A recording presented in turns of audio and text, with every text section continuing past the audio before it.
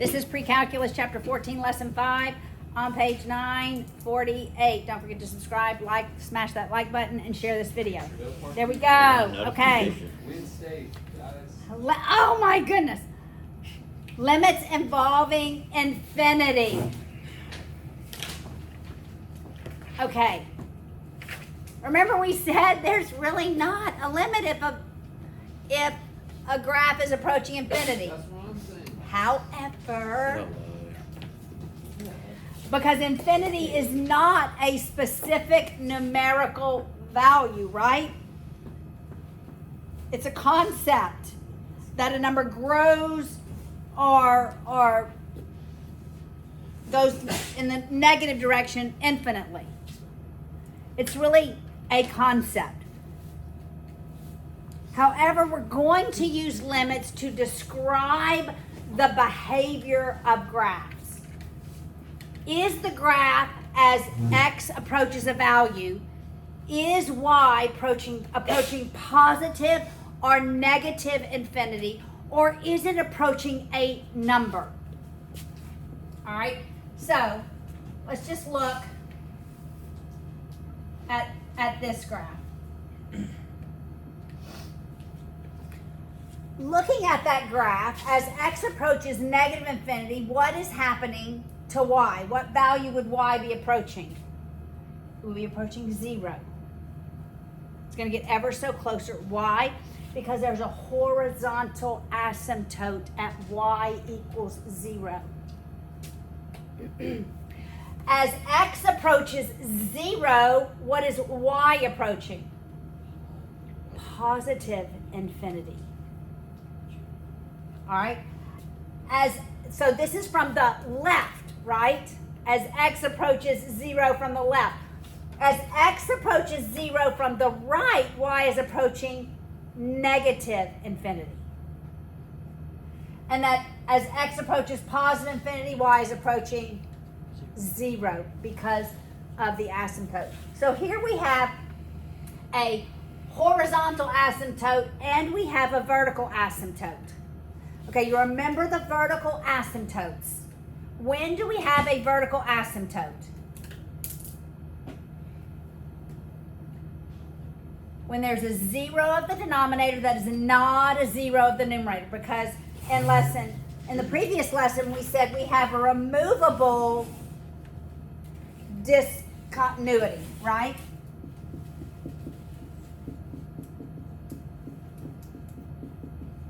If I can cancel out the terms, that's a removable discontinuity or discontinuity, right? It's a hole in the graph. There is a limit that exists, right? A limit exists at -2 because we can cancel those out. And actually the limit would be, you just plug in -2 here, if that's what I'm looking for, and that would be your value. All right? So, vertical asymptotes. At zeros at the denominator, so at x equals -3, that would be a vertical asymptote. So something happens to y at where x is -3. Is y approaching positive infinity or negative infinity or some value? All right? And we could go, remember we did in like the first lesson, we could go look at -3 and go ever so much smaller and ever so much greater and plug those values in. Like, -2.999, -3.3. 0.00, I did the opposite way. -3 a bigger number is smaller in the negatives. -3.0001, -3.001, and we can go in the other direction, right? -2.999, -2.99, and see what value y is approaching. We can do that.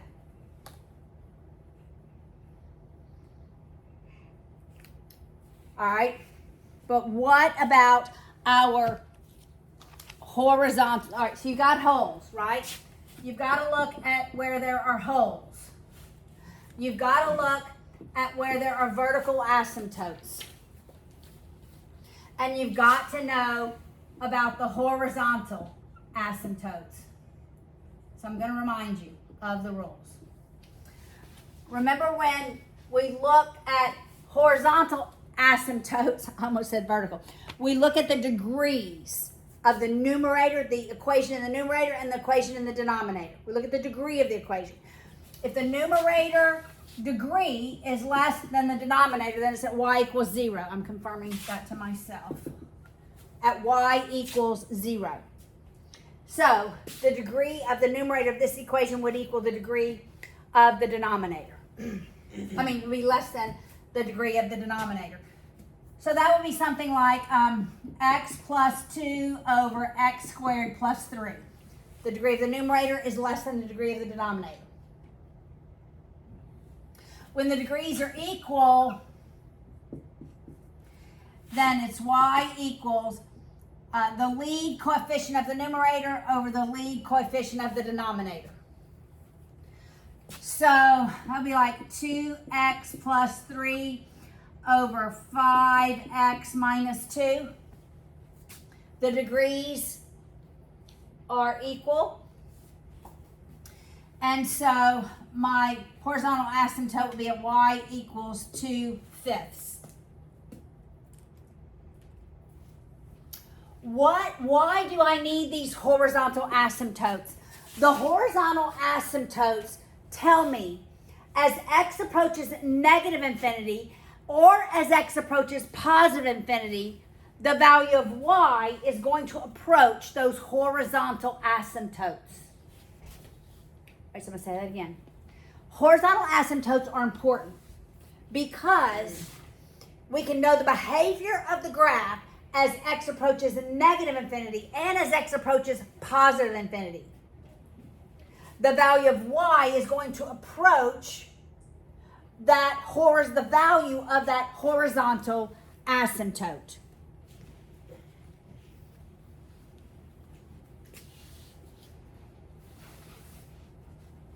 Make sense?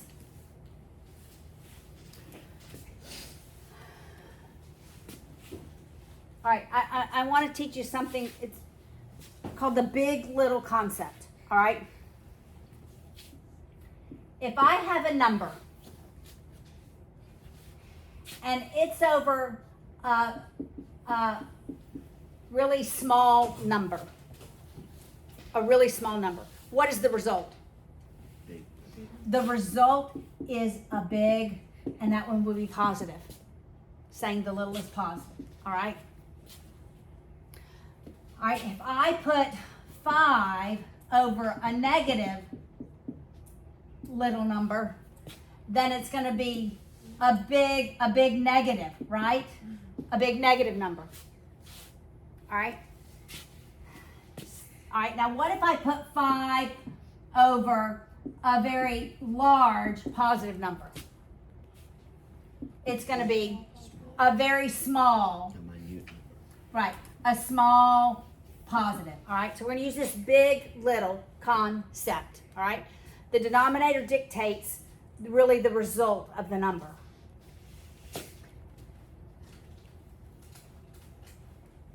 All right, so here's how you're going to see this. Look at example 1. Look at example 1 on page 949. Is that 949? 949. That is crazy. All right, so we're using limits to describe behavior. So here is the equation. We want to know what happens around 0. What is it defined at 0?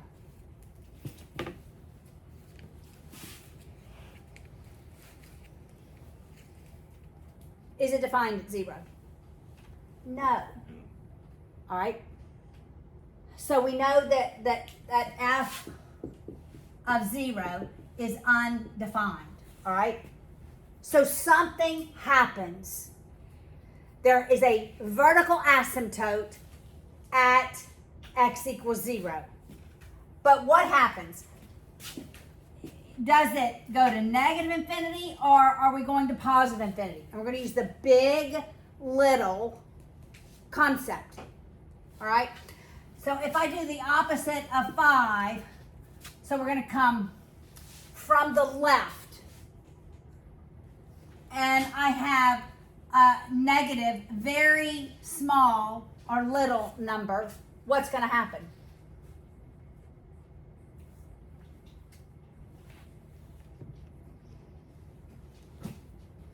It's a big. Remember that small number is to the 4th power. So it's going to be a very small number because, okay, now just do it in your calculators. Do like negative 0.001 to the 4th power and tell me what you get. 1 times 10 to the Negative 12. So it gets smaller. You get it? So this is a very small number. So what's going to happen to this? You're going to have the opposite of 5 over a little positive number. So the result is going to be a, what would the result be? Big. Oh, this one, yeah, a big negative number. So what happens around 0? So from the left, y is going to approach negative infinity because it's going to keep getting bigger in the negative. You see what we did? Now what if we put a positive number in there? Does it change it? What if we do a positive? Does it change it? It doesn't, because it's to the 4th power. It's still going to be negative, and it's still going to be a big number. So it's not this, it's this from both the left and the right.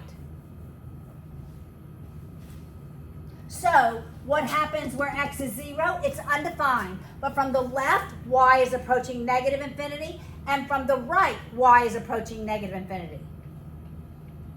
Make sense? You could plug in very small numbers. You could do a chart. You don't have to. Does this make sense? Yes. Wait, what kind of graph is that?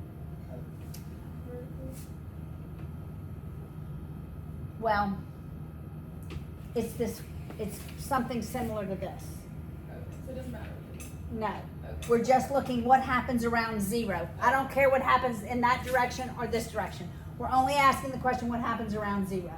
If I were to ask anywhere else, could I know what happens? I can. I can just substitute the number in, couldn't I? I could substitute 1 in. What happens as x approaches 1? What does y approach?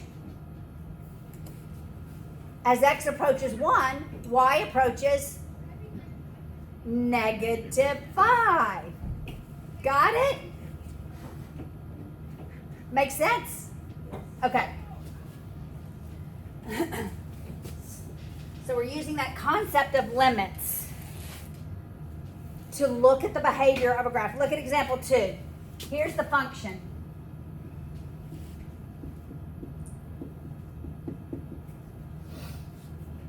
What is the degree of that numerator? It's 0. Constants have a degree of 0.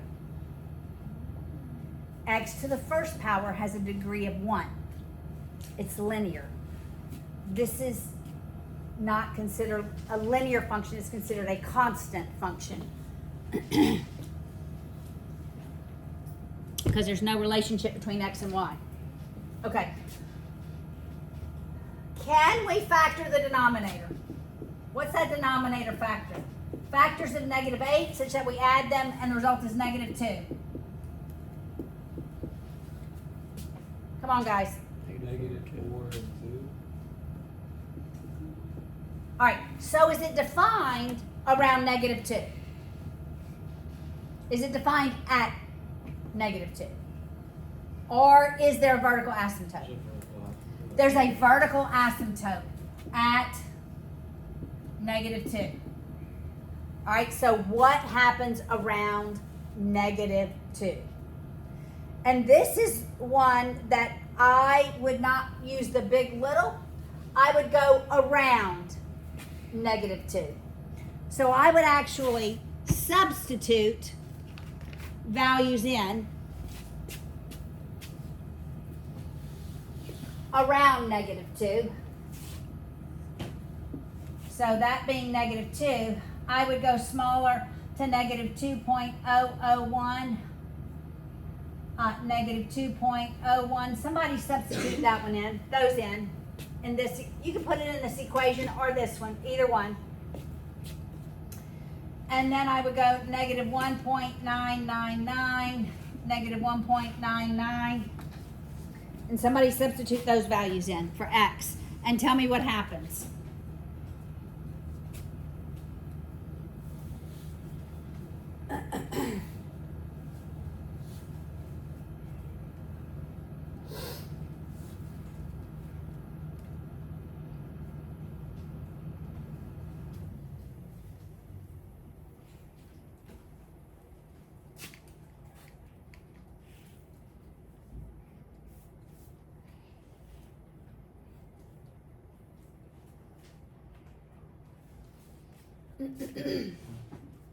Anybody got one?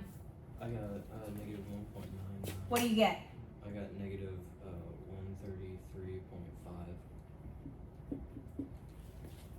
So it looks like it's going to negative infinity from the right, would be my guess. I got 1.999. Okay. It's negative 1,333.5. That's what he did, huh? You did 199. I did 199. All right, definitely going towards negative infinity, which makes sense to me. I'll show you in a minute how I knew that. All right. What about 2.001? I hit that. What is it? 0.001. I'm not sure if that's correct, but it is going to a 0. Maybe not. Well, what are the asymptotes horizontally? There is a horizontal, but that would deal with infinity. The numerator is less than the denominator, so it's at y equals 0. So I'd say as it approaches infinity, y equals 0. But I wouldn't say as it approaches -2, y equals 0. Does anybody have one of these other ones? I probably got this wrong. I got for negative 2.01. I got 133.1. Yeah, that makes sense. I don't know what I did. Okay, and this was probably 1333.1. Okay, look what happens. Okay, I'm going to erase this. So, from the left, I think we're approaching positive infinity. From the right, negative infinity. This is why. When I plug in, let's just see when we plug in negative 2.001. We have 8 over negative 6.001 times negative 0.001, which is going to be a positive number.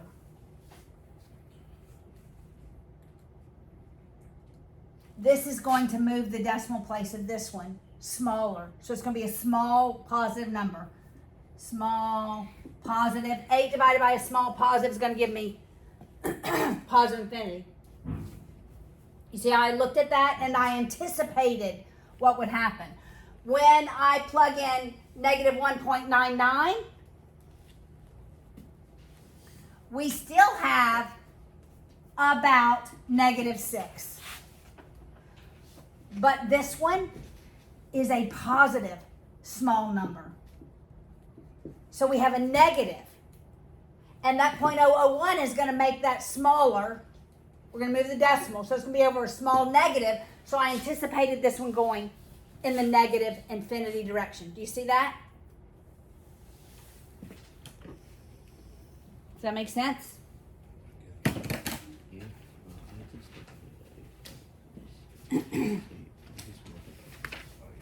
All right. Are we all together? Okay, we only have 6 examples. All right, that's 2. I've already talked about limits at infinity. Limits at infinity have to do with those horizontal asymptotes. All right, so when you're thinking limits as x approaches negative infinity, as x approaches positive infinity, we've got to look at what my horizontal asymptotes are. When we're talking about anything other than negative or positive infinity and the denominator is equal to 0, then we've got to look at our vertical asymptotes and then the big little. Do you see the difference? When we're looking at an interior number, we have to think, is it a removable discontinuity? Is it removable? Is there a hole in the graph? If it's a hole in the graph, cancel those terms out and then just plug the number in. That's going to be your answer. If it's a vertical asymptote, then we're going to do the big little. If this were changed as x approaches positive infinity, then we're going to look at horizontal asymptotes. Got it? Numerator less than denominator at y equals 0. Numerator equals denominator at y equals lead coefficient over lead coefficient. If the numerator is greater than the denominator, there are no horizontal asymptotes. I didn't write that down, but probably we won't have that case. All right? So now, look at example 3. We're going to discuss the behavior of this function. This function as x approaches infinity and as x approaches negative infinity. All right? So, we have to look at asymptotes, right? What's the degree of the numerator? 0. The degree of the denominator. 1. So the numerator is less than the denominator. So where's my horizontal asymptote? At y equals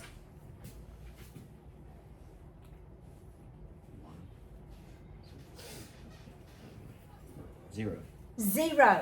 When the degree of the numerator is less than the degree of the denominator, you have this horizontal asymptote. So it doesn't matter. As y approaches positive infinity, as x approaches positive infinity, y is going to approach 0.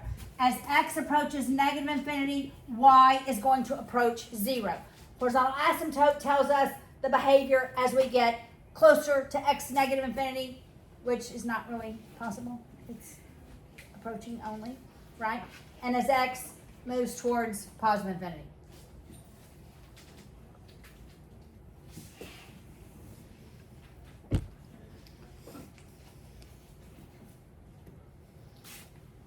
All right, but what do we do with example 4? Here's the function.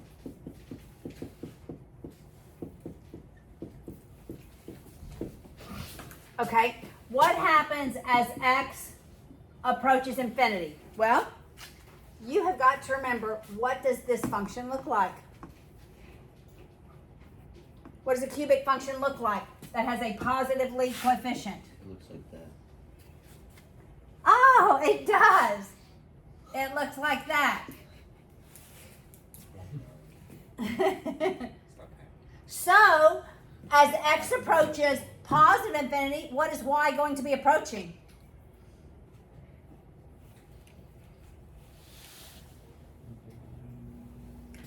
Positive infinity, y is going to approach positive infinity. As x approaches negative infinity, what is y going to be approaching? Negative infinity. What if this would have been x to the 4th? That would have been true for any odd function. What if this would have been x to the 4th? And there would have been a negative out here. There we go. I'll add another something. It's going to open down, right?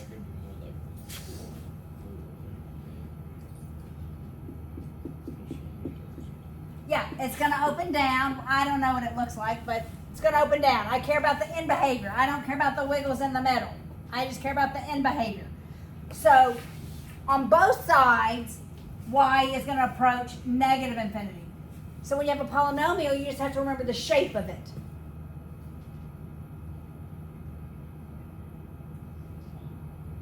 Does that make sense?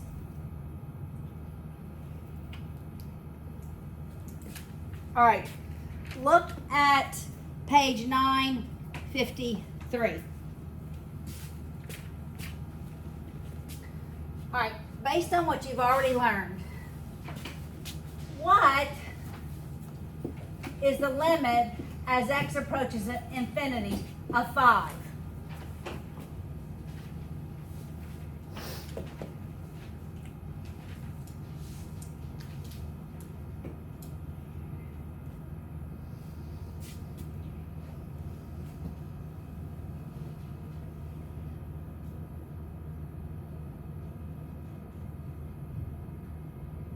What is this 5?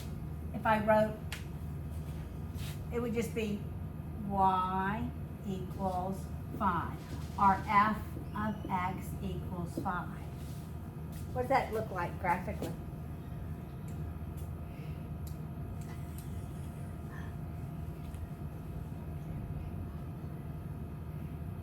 Someone please tell me what It's that about looks like. like a point.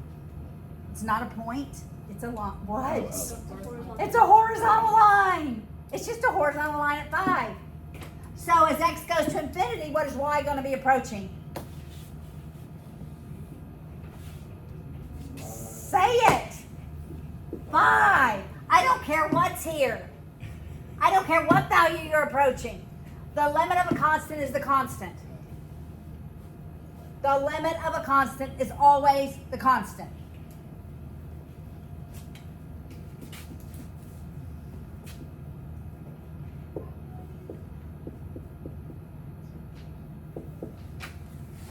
What is that?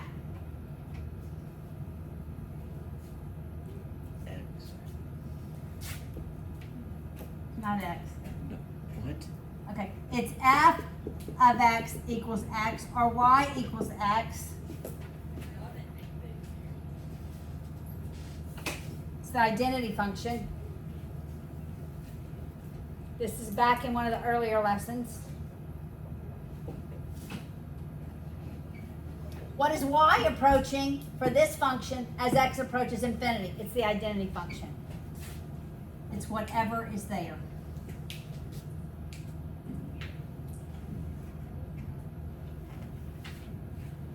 It's whatever is there. It's of a constant function. It's whatever the constant function is. Got it? I can't remember what lesson I taught that in, but it's been a while. All right. Just like in the previous lesson, if two functions have a limit, then the sum of the functions have a limit. Got it? So we can add limits, we can subtract limits, we can multiply, we can divide, as long as the one in the denominator is not undefined, right? That's always the only limit. I shouldn't say that. Exception. All right? So, now, let's look at example 5. I've already sort of introduced this.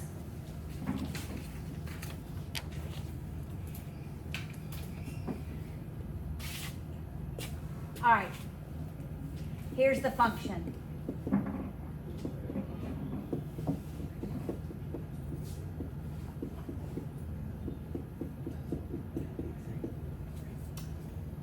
Describe the end behavior. So, as x approaches negative infinity and as x approaches positive infinity. All right, they work this all out and do the limits. You can see all those computations. But I'm going to tell you, you don't have to do all those computations. What can I look at to figure out the limit? Like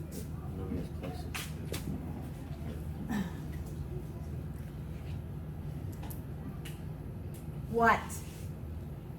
You said horizontal axis. Horizontal asymptotes. Okay, what is the horizontal asymptote at? Y equals, the degree of the numerator is? It's equal They're equal, so, then you so, have the 3 over 2. So it's 1? Or no? That's not 1. I said no. 3 over 2.